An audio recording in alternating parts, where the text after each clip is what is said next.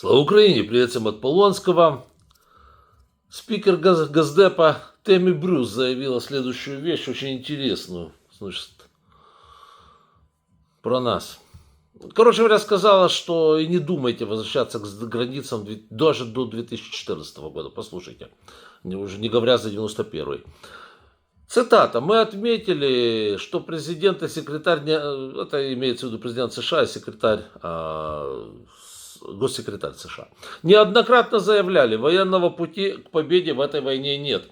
Мы не вернем Украину к состоянию до 2014 года. И это вопрос, в котором обе стороны должны пойти на компромисс от себя. Интересно, на какой компромисс идет Россия? Капец. Мировое сообщество согласно, что динамика войны, видимо, должна закончиться, что решения должны принять сами стороны, решившие участвовать в таком урегулировании. Он прав, военного решения нет. Это, сами понимаете, при переводе теряется часть смысла, но тем не менее. То есть, давайте разложим это все по полочкам. Что получается? 1994 год. Откажитесь от ядерного оружия, мы вам гарантируем безопасность. Это президент Соединенных Штатов говорит. Фамилия абсолютно не важна. 2025 год. Говорят, да нам начхать на ваши границы. Какая безопасность? Ребята, вы должны...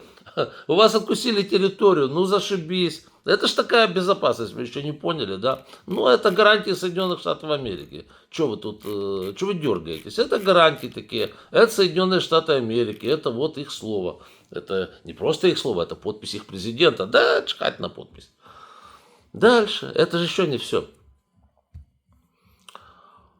Госсекретарь Рубио, этот вообще кадр. Цитата. Наступает момент, когда президент Трамп должен решить, сколько еще времени на высоком уровне можно потратить.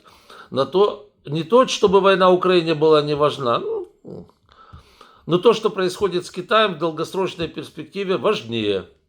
Конец цитаты Рубио. То же самое. Сначала они поют песню о том, что надо же отказаться от ядерного оружия, надо это, надо то. Мы гарантируем все, что на свете, да. А потом, вас нахрен, вы вообще не важны для нас. А если мы не важны для вас, то чего вы тогда пели песни про ядерное оружие? Тогда все ваши песни, как говорится, это просто художественный свист. Подпись вашего президента, равна подписи какого-то алкоголика на лавочке, который ни за что абсолютно не отвечает. Как-то так, по-другому же невозможно это объяснить. То есть...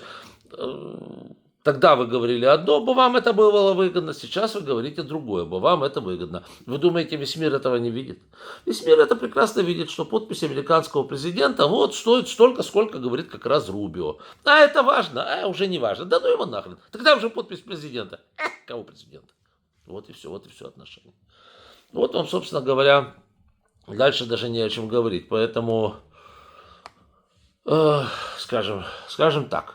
Нужно ли идти на переговоры и нужно ли идти на мир? Да, конечно, нужно.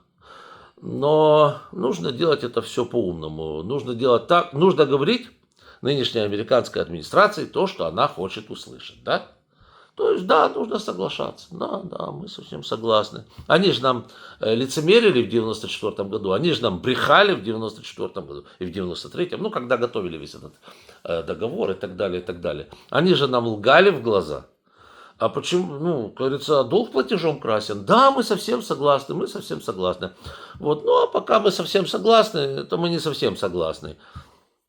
Поскольку Будапештский меморандум фигня, значит, возвращаем все на круги своя, и поступаем так, как нам выгодно. Сегодня мы, например, заключили с вами договор, сделку по, как любит говорить этот самый Трамп, сделку по полезным ископаемым. И что-то там вы ковыряетесь, вкладываете деньги. А потом мы решаем, что его нафиг. Зачем оно нам надо?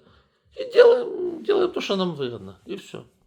И говорим, нам это уже не надо. Вы бабки вложили, попрощайтесь. Как-то так, а по-другому как? У нас же хорошие учителя.